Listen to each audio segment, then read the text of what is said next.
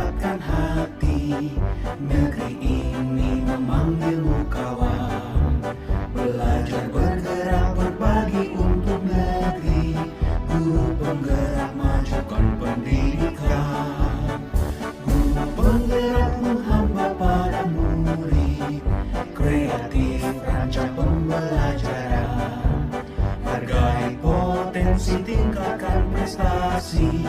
Lahirkan profil pelajar Pancasila. Belajar bergerak berbagi untuk negeri. Kita menjalin kolaborasi. Belajar bergerak berbagi untuk negeri. Demi bakti pada Ibu Pertiwi.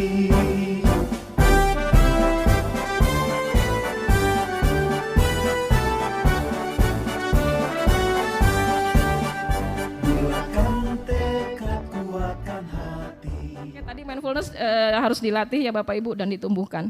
Nah ini nih kita nih harus seperti ini kalau dalam kelas. Coba anak-anak kan apalagi kita ya ganti guru lagi gitu kan. Ini harus setiap guru coba belajar anak-anak diam sejenak. Jadi jangan berhenti untuk ke target kurikulum dulu gitu ya. Kita buat anak happy dulu, anak-anak duduk, ibu setel lagu, anak-anak coba matanya pejamkan lalu rasakan apa yang kamu rasakan. Seperti itu kadang ada yang nangis, nanti juga anak tuh lucu-lucu lah kayak gitu. Nah itu peran kita ajak dulu mereka untuk membuka diri gitu ya. Nah itu dengan anak terbuka sama kita mungkin akan lebih kreatif anak tadi ya. Karena dia tidak sungkan untuk bicara apa yang ada di pikirannya. Nah ini contoh latihan mindfulness-nya Bapak Ibu ya. Boleh tuh bikin jurnal tulisan, anak-anak hari ini perasaannya apa? Saya tuh tadi mau beli kertas pada dadang lupa. Bapak Ibu bawa kertas yang merah kuning hijau tuh, yang tempelan. Satu anak kasih satu gitu. Anak-anak tulis tempel, wah itu seru banget tuh. Kamu sama, aku sama gitu. Itu juga lucu itu anak-anak ya. Oke boleh gitar juga saya pernah bawa anak suruh bergitar, saya nyanyi aja di situ ya. Biarkan dulu, tumpahkan rasanya dulu di kelas gitu. Luangkan waktu untuk anak. Boleh menggambar, teknik gambar boleh.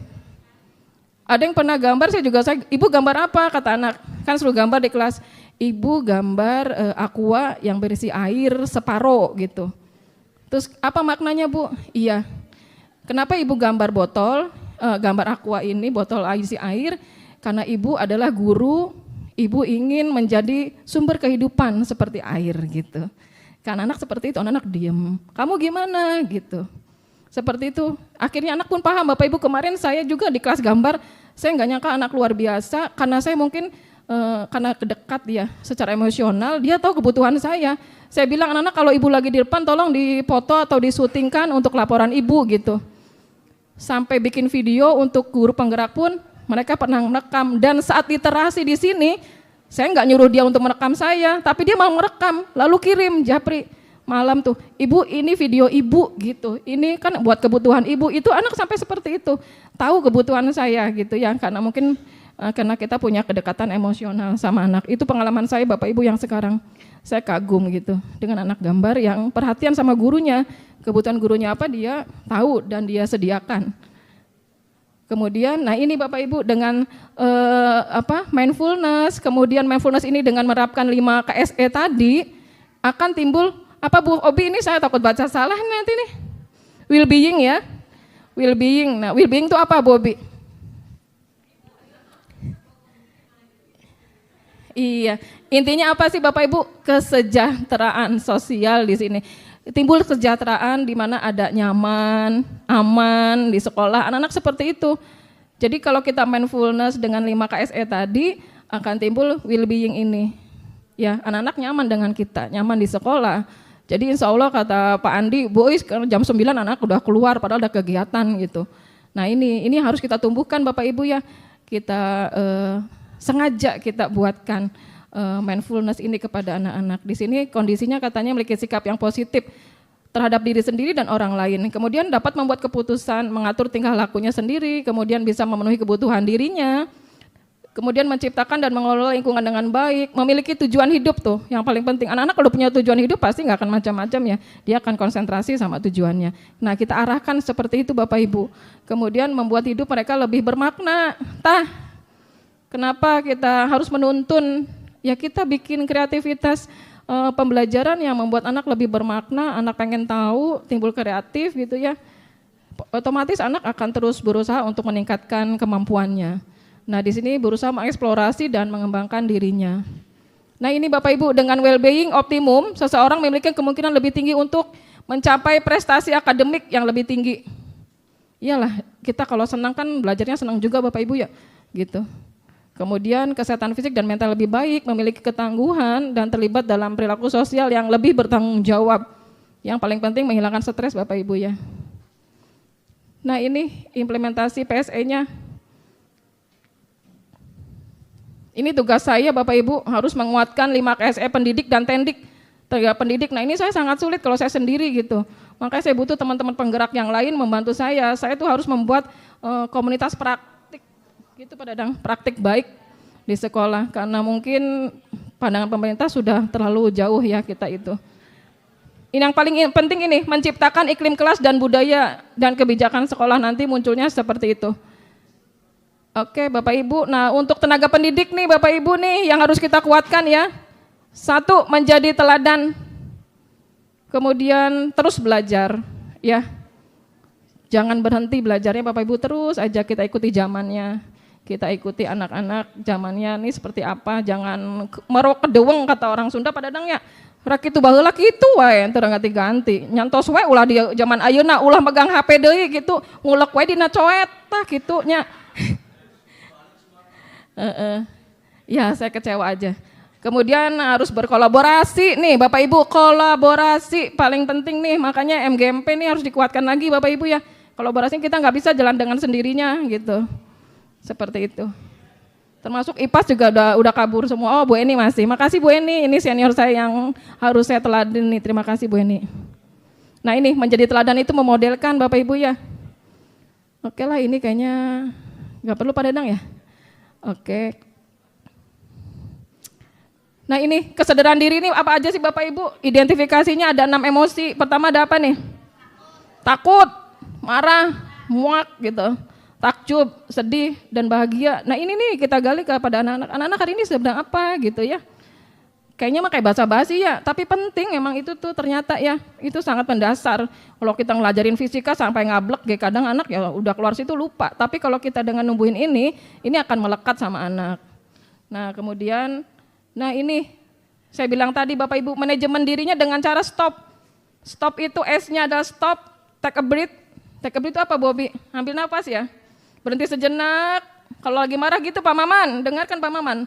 Manajemen diri Pak Maman ya, lakukan dengan stop. Ya saya punya chemistry dengan Pak Maman soalnya. Saya juga lagi belajar.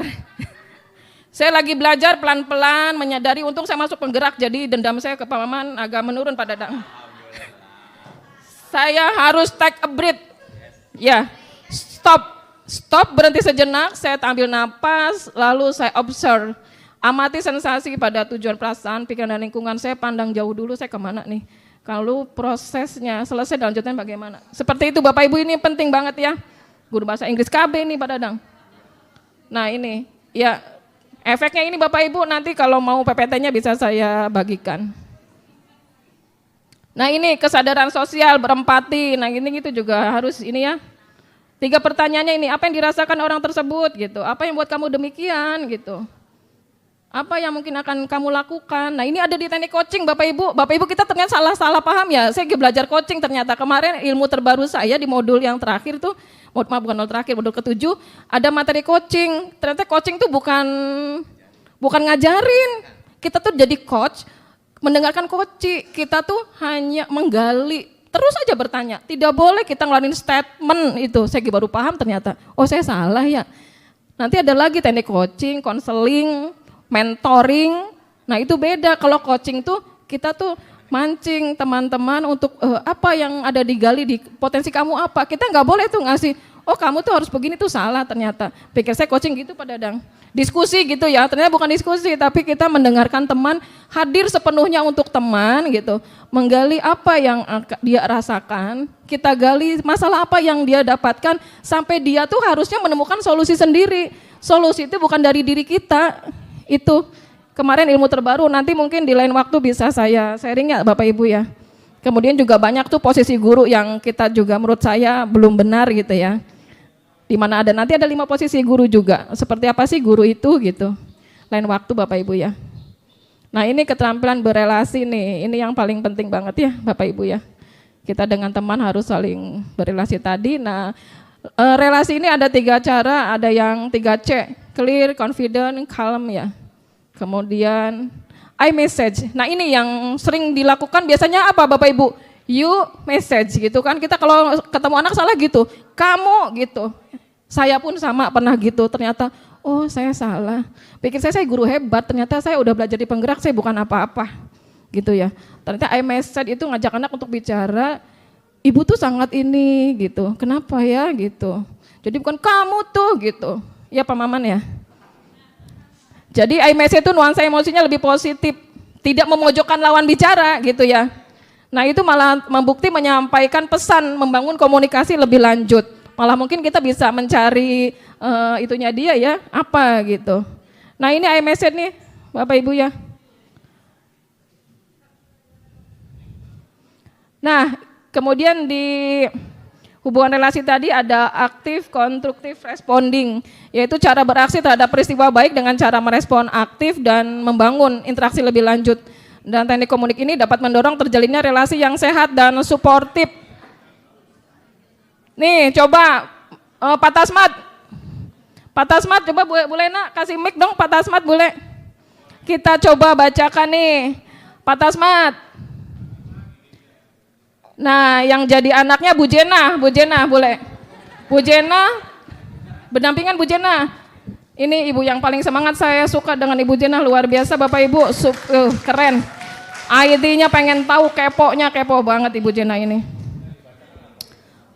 Oke Bu Jena, di sana ada konstruktif dan destruktif, jadi ada yang membangun dan ada yang tidak. Kadang kita kalau bicara ya ada yang aktif dan ada yang pasif. Nah ini Bu Jena kita pura-pura jadi yang dapat anaknya ya, jadi anaknya ya.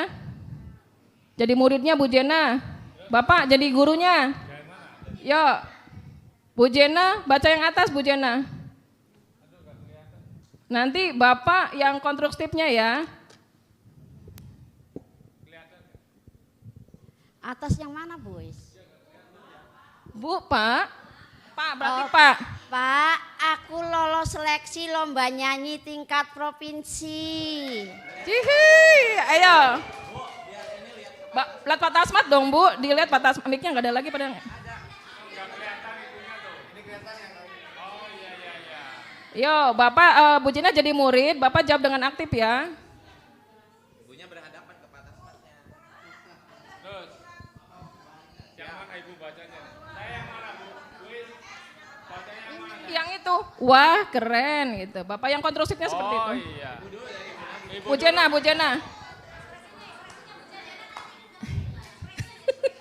Pak, Iya. aku lolos Oh iya. seleksi dalam perguruan tinggi. Oke, Pak. Ayo Pak, jawab Pak. Konstruktif Pak. Yang aktif. Wow, keren. Kapan? Apa yang harus disiapkan? Ceritakan dong waktu Ibu itu kemarin. Ke Ibu lah. Bapak. Itu sih kebalik sih. Saya.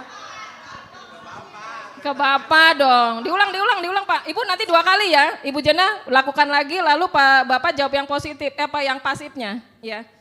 Oke, sekarang yang aktif dulu Pak. Bu Jena dulu. Oh, itu Bu yang di atas sih bacanya. Iya. Ibu. Ayo diulang Bu Jen. Iya. Sok. Pak, Ya. aku Oh, iya. lulus nyanyi tingkat provinsi, dapat hadiah apa? Ekspresif Pak, ekspresif. Wow, keren. Kapan?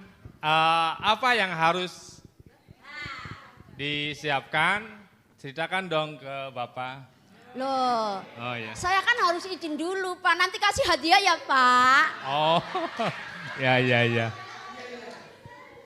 Oh bagus.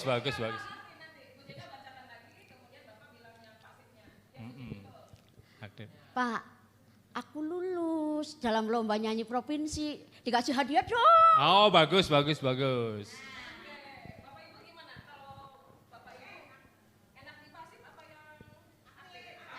Enak aktif ya.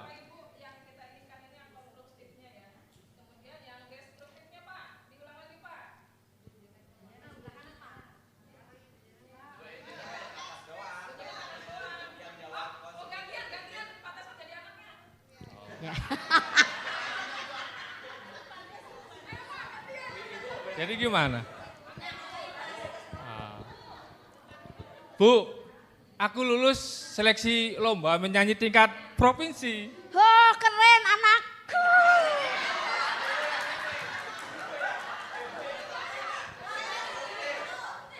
Oh, yang ini Bu, ibunya.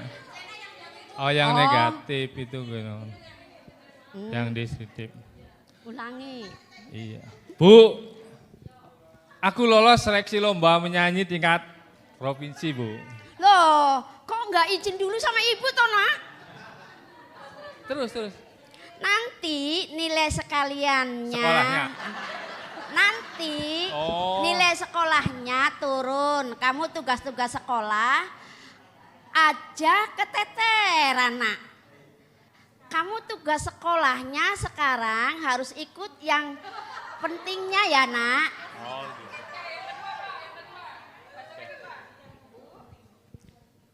Bu, aku lolos seleksi lomba menyanyi tingkat provinsi, Bu. Oh ya?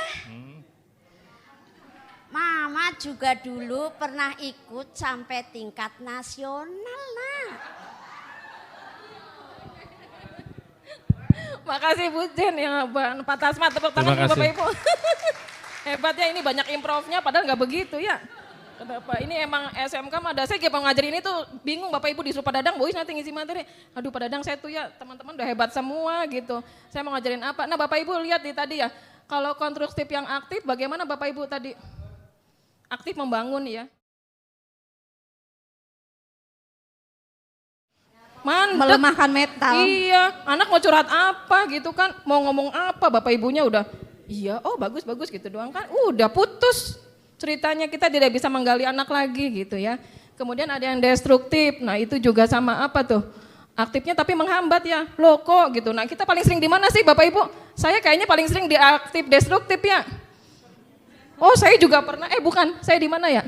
Saya biasanya di pasif destruktif, oh iya saya juga pernah gitu kan. Nah itu tuh padahal ternyata tidak benar ya, nggak boleh ya kayak gitu. Saya juga baca ini, oh saya ada di posisi pasif destruktif. Jadi saya ke anak juga nggak gitu sekarang mah. Saya mulai menjadi aktif yang konstruktif, aktif membangun. Itu Bapak Ibu, itu contoh aja Bapak Ibu ya buat kita. Paham ya Bapak Ibu ya? Pelajaran kayak gini-gini aja di penggerak tuh gampang je. Yuk ikutan. Ma, kapan saya lulusnya? Nah ini di pengambilan keputusan yang bertanggung jawab nih, aduh bahasa Inggris maning Pak Dadang ini tuh ya. POC katanya, POC itu problem, kita harus bisa mengevaluasi situasinya. Jadi pertanyaannya itu apa harapan saya, apa yang terjadi gitu. Apa akar penyebabnya, lalu option, menganalisis alternatif pilihan. Ini pertanyaannya seperti itu, ada outcome-nya gimana gitu ya. Kita harus bisa mengaitkan konsekuensi dari masing-masing pilihan. Anak-anak seperti itu harus diambil keputusan bertanggung. Jadi jangan kita yang nyuruh, kamu harusnya begini, tidak. Ini yang kita lakukan, POC gitu ya. Kita harus tahu apa maunya, kamu apa yang mau dilakukan oleh kamu gitu. Kemudian nanti kalau kamu lakukan itu konsekuensinya apa gitu. Nah terakhir baru kita kasih choice itu pilihan. Menurut kamu yang lebih baik yang mana? Nah ini, jadi sebaiknya tidak ada anak yang betul di Merdeka tidak naik tuh ya, kalau kita terapkan ini gitu. Anak dikasih pilihan ketika mereka tahu tujuan gitu, insya Allah mereka akan itu. Mungkin ada komunikasi kita yang putus dengan anak. Ya Pak Dadang ya, khususnya wali kelas, kerja keras wali kelas ya. Makanya saya sangat sayang sama wali kelas Pak Dadang ya. Kita harus cari cuan yang banyak untuk wali kelas. Semangat wali kelas. Tenang masih ada wuling kata Pak Dadang. Nah ini mengintegrasikan KSE dalam praktek mengajar dan kurikulum akademik ke Pak Ibu ya. Pembukaan yang hangat, jadi berikan kesempatan anak untuk berbicara, itu paling penting tuh. Dengarkan anak dengar. Ya ini memang mindfulness banget ya, kita harus hadir, dilupakan yang di rumah tuh ya, yang tanggal tua, yang apa lupakan, full hadir buat anak. Dengarkan anak di kelas gitu ya, menciptakan rasa untuk menumbuhkan KSE tadi, salah satu aja nggak masalah. Kemudian kegiatan inti yang melibatkan murid, diskusi secara akademik setting kelas gitu ya, pembelajaran kooperatif, ini teorinya Bapak Ibu ya, mudah-mudahan idealnya jadi guru kayak gini ternyata ya, idealnya Pak Dadang. Saya juga belum ideal, iya saya harus belajar. Jadi nyampe di penggerak saya gak terbagong-bagong kata anak zaman sekarang ya, ilmunya tuh waduh saya harus gitu. Nah ini, menciptakan iklim kelas dan budaya dan kebijakan sekolah. Membangun koneksi, penciptakan perasaan aman dan nyaman, ini paling penting nih. Menciptakan lingkungan kelas yang merangkul keberagaman, melibatkan murid dan menumbuhkan optimisme. Mewujudkan keyakinan kelas nih Bapak Ibu, paling penting nih. Kita harus bikin keyakinan kelas ini juga bisa buat TRK ini. Ternyata ada di situ ya. Visi misi sekolah, Bapak Ibu juga bisa di kelas bikin visi kelas dengan anak tuh. Visinya apa kita? Nah ini ada contoh RPP nanti Bapak Ibu. Bapak Ibu ada yang bisa merefleksikan materinya sampai sini aja Pak Dadang. Nanti barangkali Pak Dadang nggak kuat bayar saya gitu ya. Yang merefleksikan siapalah Bapak Ibu. Ngajar pun begitu Bapak Ibu, kalau kita selesai materi jangan kita yang kesimpulan gitu kan, merefleksikan. Pengennya sih bikin jurnal, Bapak Ibu harus bikin jurnal. Jurnal di penggerak banyak banget, ada model topi, ada model 4P. Bahasa Inggris apalagi Bobby, banyak banget modelnya, saya juga nggak ngerti apa itu. Tapi saya coba bikin gitu. Dan Bapak Ibu kalau udah ngajar jangan lupa refleksikan diri. Tadi pembelajaran saya itu bagaimana, nanti di RPPC juga ada Bapak Ibu, refleksinya seperti apa. Jadi guru pun harus bisa merefleksikan pembelajaran tadi itu dengan cara saya seperti ini benar atau enggak gitu. Mana yang perlu diperbaiki seperti itu idealnya kayak gitu sih, saya juga masih belajar. Bapak Ibu siapa yang mau merefleksikan materi hari ini ada 2 ya tadi. Hubungannya, koneksinya antara tadi different sama PSE itu apa gitu. Bapak Ibu silakan. Pak Udin belum aja. Nih Pak Udin, ayo Pak Udin. Ini teman saya di SMK Al Hidayah ini. Hadir kembali di sini ikut dengan saya. Ayo Pak. Pak Udin. Pak Udin. Oh Pak Udin. Pak Udin boleh. Nyari Pak Udi soalnya. Baik, terima kasih Bu Is.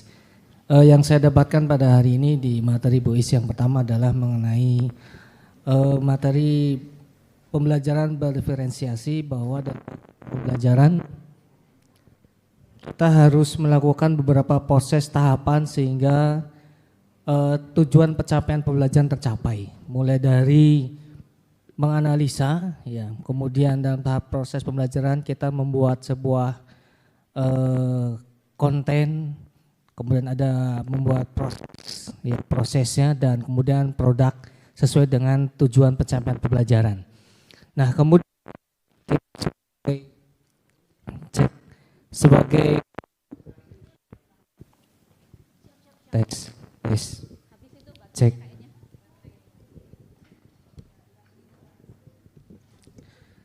Kemudian di kegiatan pembelajaran sosial emosional yang memang harus diberikan di dalam RPP kita untuk siswa, ya, yang meliputi tadi ada 5P, ya, sampai dari manajemen diri sampai pada tahapan siswa harus bisa melakukan pengambilan keputusan yang bertanggung jawab. Jadi sangat kompleks sekali Bu Is, ya, saya sendiri masih harus belajar dan harus mempelajari, karena walaupun kita sudah melakukannya, tetapi saya jujur melakukannya tidak secara runut gitu ya. Tidak secara terstruktur, tapi saya melakukannya gitu ya dalam kegiatan pembelajaran. Ya, mudah-mudahan dari pencerahan pada hari ini kita bisa mendapatkan ilmu yang baru secara runut, sehingga siswa di kurikulum merdeka benar-benar merdeka belajarnya dan tercapai hasil pembelajarannya. Itu saja Bu, terima kasih.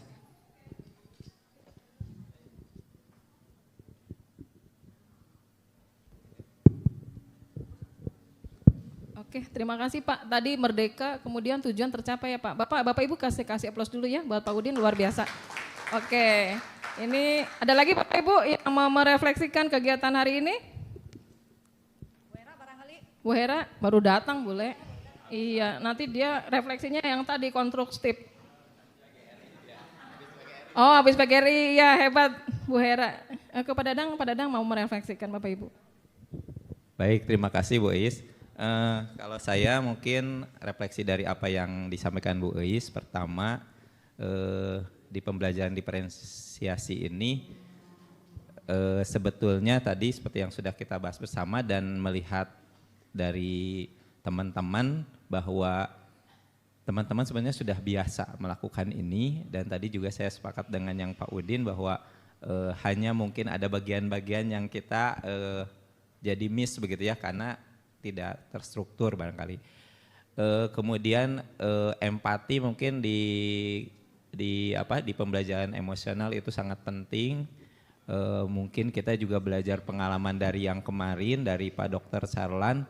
Saya yakin beliau tidak akan jadi sehebat sekarang kalau tidak di awalnya mendapatkan guru yang hebat. Kenapa? Karena dari SD-nya beliau sudah dapat pendampingan guru hebat yang saya yakin berdasarkan testimoni beliau itu bahwa gurunya itu tidak berbatas waktu dan ruang begitu. Jadi mudah-mudahan dengan seperti ini kita punya pencerahan lagi yang disampaikan oleh Bu Eis, kita menjadi guru-guru yang tadi tidak merasa sudah hebat tetapi mesti belajar lagi, kemudian mau mengembangkan diri, terbuka pada kondisi yang ada, terus menyayangi anak-anak sehingga tadi mungkin kalau cuan mah ada batasnya, tapi kebahagiaan insya Allah tidak akan ada batasnya. Biar wuling saya tidak terjual begitu ya Bapak Ibu. Jadi saya merefleksikan di hari ini sekali lagi tentunya kita banyak belajar. Terima kasih Bu Eis gitu ya, banyak hal yang sebetulnya kita juga masih ada salah-salahnya begitu. Dan yang paling penting adalah bagaimana membangun kepercayaan diri anak begitu, bahwa anak-anak yang ada di kita khususnya dan anak-anak di seluruh wilayah tanah air itu adalah anak-anak hebat pada prinsipnya. Maka tugas kita bersama adalah untuk menjaga kehebatan itu dan melejitkan kehebatan itu menjadi yang lebih baik. Itu saja mungkin Bu Eis refleksi dari saya. Terima kasih. Oke, terima kasih Pak Dadang. Kita upload dulu ya, tadi luar biasa Pak Dadang kita ini. Waka kurikulum luar biasa. Iya Pak Andi, oke mau refleksikan lagi boleh Pak Andi boleh.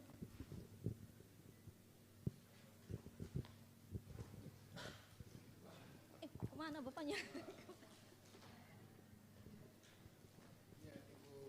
Mangga, silakan. Tapi saya senang di belakang. Enggak, aku senang di belakang banyak kue. Baik, terima kasih boys. Saya selalu begitu masuk ke kelas melihat kondisi anak-anak. Ada yang lelah dengan tiduran, ada yang tiduran karena memang malas, ada yang main game dan sebagainya. Pokoknya setiap ganti pelajaran pasti anak-anak dalam kondisi yang bermacam-macam. Itulah yang selalu saya ajarkan bagaimana mengendalikan emosi.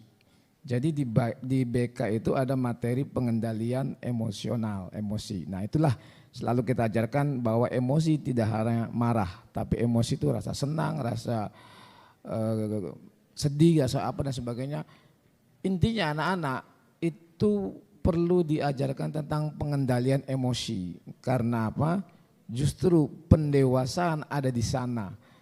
Karena anak ada dalam kondisi remaja, kemudian menuju ke dewasa. Nah, ke dewasa itulah yang akan bekerja nanti. Maka saya sangat senang banget dengan tadi tanggung jawab tadi POOCH. Aduh. Jadi itu memang harus sering disampaikan ke anak-anak bagaimana anak itu bisa membuat problem solving dari ada masalah sampai dia memutuskan sebuah keputusan yang bertanggung jawab dan bisa dilakukan. Itu saya sangat senang karena pembelajaran di SMK mengarah kepada kedewasaan anak memang harus dicapai karena itu memang tugas kita. Jadi saya tadi kalau Pak Dadang mengatakan empati dan simpati, ya kalau dalam BK itu yang pertama kita harus miliki empati dan simpati itu tadi. Tanpa itu kita nggak bisa bekerja. Maka itu bicara empati dan simpati banyak, kalau Pak Dadang mungkin banyak cuannya tadi. Terima kasih. Terima kasih Pak Andi. Ya itu sudah cukup refleksi Bapak Ibu ya. Jadi ini saya juga ambil kesimpulan bahwa dari tujuan pendidikan nasional menurut Ki Hajar Dewantara Bapak Ibu ya dapat dicapai dengan penerapan PSE ini, di mana peserta didik menjadi individu yang cerdas secara akademik dan pandai dalam mengenali dan mengelola emosi, membangun hubungan sosial dan cerdas dalam pengambilan keputusan. Kemudian komponen PSE pada peserta didik itu menjadikan peserta didik menjadi profil pelajar Pancasila. Kemudian strategi sekolah dalam memastikan well-being tadi sehingga belajar menjadi proses yang konstruktif dan menyenangkan. Kemudian gerbang guru dalam mengeksplorasi kebutuhan belajar siswa dalam penerapan pembelajaran berdiferensiasi jika diterapkan secara konsisten dan menyeluruh itu dapat mengarah pada terbentuknya budaya positif di sekolah. Bapak Ibu, budaya positif nanti mungkin ada pemaparan dari saya, mungkin di jam kosong Pak Dadang, saya akan tularkan apa yang saya dapatkan di penggerak, ada budaya positif, kemudian posisi kontrol guru, dan adanya satu lagi coaching. Bapak Ibu, ya itu paling penting buat Bapak Ibu. Terima kasih Bapak Ibu, demikian presentasi daya saya akhiri, wabillahi taufiq wal hidayah, wassalamualaikum warahmatullahi wabarakatuh. Berbagi untuk negeri.